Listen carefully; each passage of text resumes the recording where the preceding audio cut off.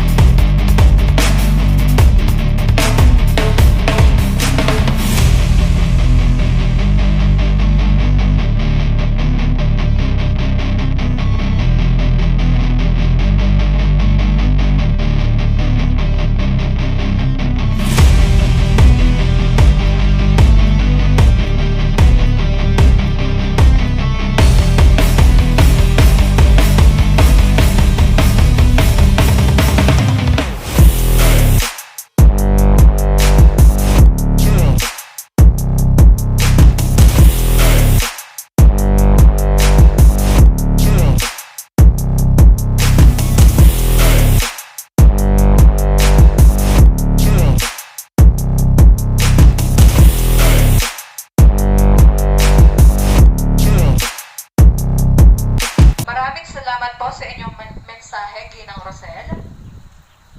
Bilang pagpapatuloy ay dadako na tayo sa paggawad ng mga medalya sa mga natatanging mag-aaral mula sa ikapitong baitang. Narito po si Ginang Cheryl B. Digno at Danine Grace I. De Leon. Ang mga batang nagkamit ng karangalan sa ikapitong baitang. Agbing Lady Jaylin Andulan, Grade 7 Fairness with Honors.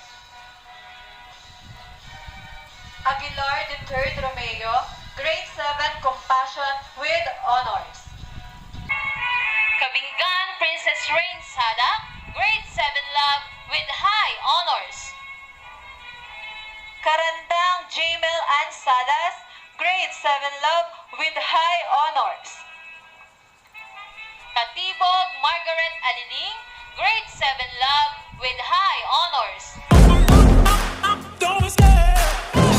Ang mga batang nagkamit ng karangalan sa ikawalong baitang.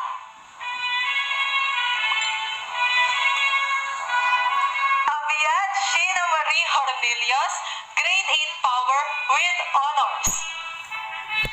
Adobe Juan Carlos M. Grade 8 Fortitude with Honors. Aguilar Jeromeo, Grade 8 Fortitude with Honors. Kunjaman P. Kamay Heraldo, Grade 8 Gentleness with Honors. Makalipay Eliza Nicole Parado, Grade 8 Power with High Honors. Miranda Veronica Bayaborda, Grade 8 Power with High Honors. Laban lang, my dear baby, at sana magpakasigla ka na. Sa mura mong edad ay dinanas mo na agad ang maraming problema na hindi ko naranasan nung ako'y nasa ganyang edad pa. Nasa huling siglo na tayo ngayon, kaya magtalaga at magpakasigla. Unahin ang paglilingkod higit sa lahat ng bagay at ituwid ang anumang pagkakamali. Wala namang perpekto dito sa mundo. Lahat naman ay nagkakamali. Hayaan mo na lang yung mga marites dyan, mapaghatid lumapit ang tawag sa mga ganyan. May dagdag bawas na yung mga sinasabi nila. Yan naman ay nakasulat din sa Biblia. Okay lang yan.